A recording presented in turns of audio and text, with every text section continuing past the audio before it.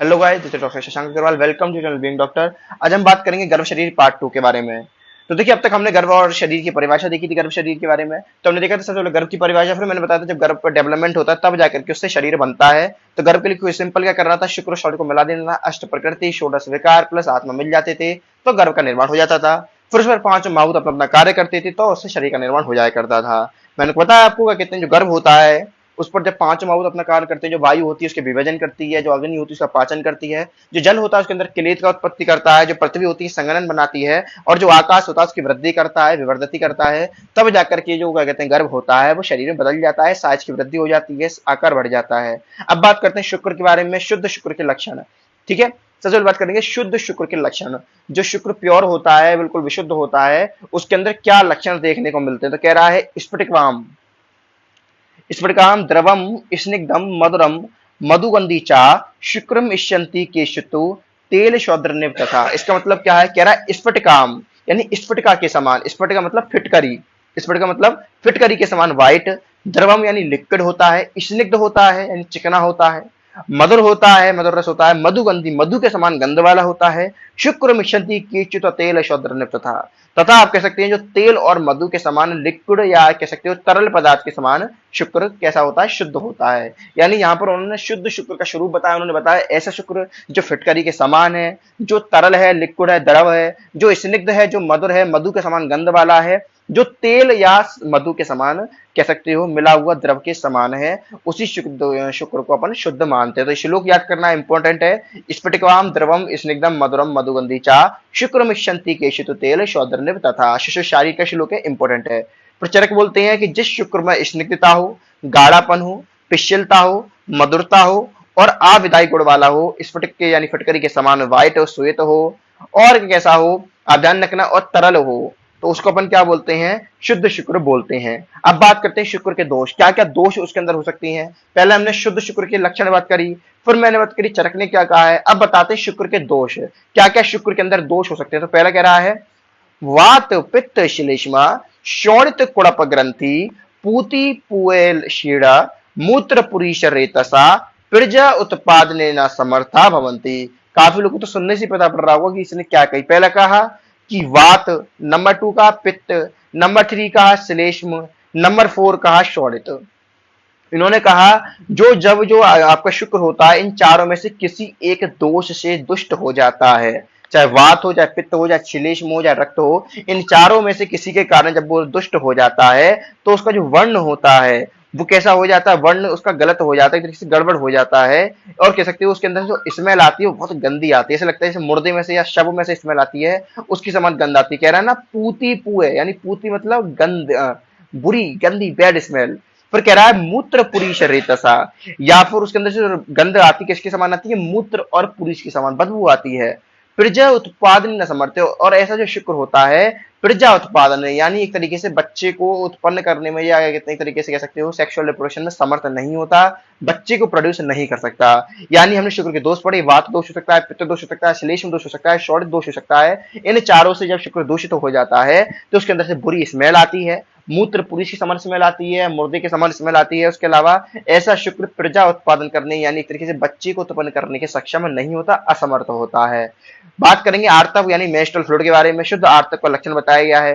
कह रहा है शाश अश्रका, शशाक अश्रका पृथ्वम यत्तु यद्वा लाक्षर शोभवम तद आर्तव प्रशंति यद्वाशु ना वरंजते शुचर शारीर। उन्होंने कहा शशाक अश्रक, शश अश्रक, तो शश मतलब खरगोश, शश मतलब खरगोश, और अश्रक मतलब रक्त, अश्रक मतलब रक्त।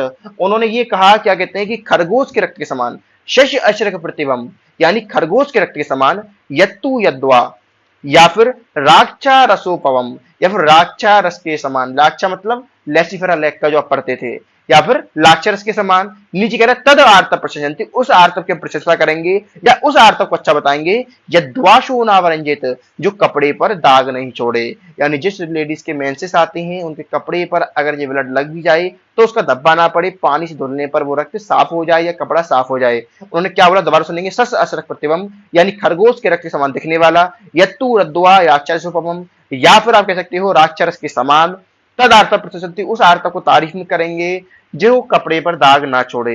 नीचे बात करते हैं आर्तव के दोष। कह रहा है आर्तवम अपि त्रिवे दोषे चौड़िता चतुर्थे पृथक द्वंद्वे समस्त एष अप उपसृष्टम बीजम भवति तेषु कोड़प ग्रंथि पूति पय क्षीण मूत्र शुरीश प्रकाशम असाध्यम साध्यम चा एति। ये श्लोक आपको याद करने की वाला आवश्यकता नहीं है, ऑप्शनल है, लेकिन बाकी के आपको ये श्लोक मोस्ट इंपोर्टेंट। शुक्र के दोष वाला छोटा याद करेंगे और शुद्ध शुक्र लक्षण मोस्ट मोस्ट इंपोर्टेंट, तो इंपोर्टेंट इसको ही मार्क करेंगे। ठीक है, ये सिर्फ इसलिए याद करने के लिए बोला क्योंकि थोड़ा लंबा है, हो सकता है कठिन पड़े आपके लिए, ज्यादा लोड नहीं लेंगे, इसको याद नहीं करेंगे तो अभी काम चल जाएगा।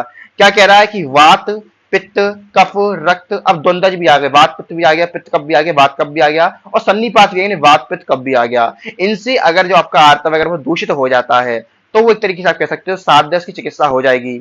लेकिन अगर उस आर्तव में से बदबू आ रही है मुर्दे के समान, मूत्र पुरुष समान, और बुरी बदबू आ रही, तो आप समझ जाइए क्या कहते हैं कि जो आर्तव है ये असाध्य है। यानी अब जो ऐसा आर्तव आ रहा है इसके अंदर से बदबू आ रही है, या फिर जो बहुत कम मात्रा में निकल रहा है, जिसके अंदर मूत्र पुरुष की गंध आ रही है, या फिर शव की समान गंध आ रही है, ऐसा आर्तव कैसा हो जाता है, असाध्य हो जाता है, उसकी चिकित्सा नहीं की जा सकती। दोबारा सुनेंगे क्या बोला उन्होंने, बोला ऐसा आर्तव जो वात से दूषित है, पित्त से दूषित है, कफ से दूषित है, द्वंद्व से दूषित है, सन्निपात से दूषित है, रक्त से दूषित है, इन सबकी चिकित्सा हो जाएगी। लेकिन ऐसा आर्तव इसके अंदर से गंध आ रही, बदबू आ रही है, शव के समान, मूत्र पुरुष की समान गंध आ रही है, जो बहुत कम मात्रा में निकल रहा है, जिसका वर्ण चेंज हो चुका है, ऐसे आर्तव असाध्य होता है, इसकी चिकित्सा नहीं कर सकती, ना होगी। आगे बात करेंगे स्त्री योनि का स्वरूप। अब स्त्री की योनि का स्वरूप बताया गया है, श्लोक याद नहीं करना, ठीक है, श्लोक याद नहीं करना, ये वाला आपको काम का लोड बढ़ जाएगा। करना जिन बच्चों की कैपेसिटी अच्छी है वो याद कर सकते हैं, बाकी कंपलसरी नहीं है। देखिए जाहिर सी बात है, योनि का स्वरूप बात कर रहे हैं तो सिंपल सी बात है, शंख के आकार की, शंख के आकार की, थोड़ा आपको टेक्निकल टर्म का प्रयोग करना है। शंख के आकार की होती है, शंख की नाभि के समान होती है, और वो तीन आवर्त, आवर्त मतलब लेयर्स, आपने पढ़ा था एंडोमेट्रियम, पेरीमेट्रियम, मायोमेट्रियम, तीन लेयर्स होती हैं, तो थ्री लेयर्स, तीन आवर्त मतलब थ्री लेयर्स होती हैं, इतना आप पढ़ चुके हैं मॉडर्न में। तीन आवर्त युक्त होती है, इसके तीसरे आवर्त में गर्भाशय स्थित होती है, इसकी जो इनर लेयर होती है, तीसरी लेयर होती है, उसके अंदर गर्भाशय की स्थिति होती है। हमने क्या पढ़ा कि जो स्त्री की योनि होती है शंख के आकार की होती है, शंख की नाभि के समान होती है, उसके अंदर तीन लेयर्स होती हैं, तीन आवर्त होती हैं, इसका जो इनर आवर्त होता है या इनर लेयर होता है उसके अंदर गर्भाशय पाया जाता है। सिंपल है। अब बात करें गर्भाशय का स्वरूप। गर्भाशय के स्वरूप की बात करें तो कुछ नहीं है इसका स्वरूप, जाहिर सी बात है, रोहित मछली के मुख के समान। एक मछली होती है उसका नाम रोहित है, आपने पढ़ा होगा, उसके मुख के समान, उसके फेस के समान, क्या कहते हैं, उसके होठ के समान क्या होता है, गर्भाशय का मुख होता है। इसी प्रकार गर्भाशय्या का स्वरूप होता है, और गर्भाशय मतलब एंडोमेट्रियम का भी स्वरूप कुछ इस तरीके से हो सकता है। बस नाम याद कर लेने कि गर्भाशय का मुख रोहित मछली के मुख के समान, स्त्रियों की योनि का मुख या योनि का आकार शंख की नाभि के समान, बस इतना ध्यान रखना है। सिंपल सी बात, खत्म।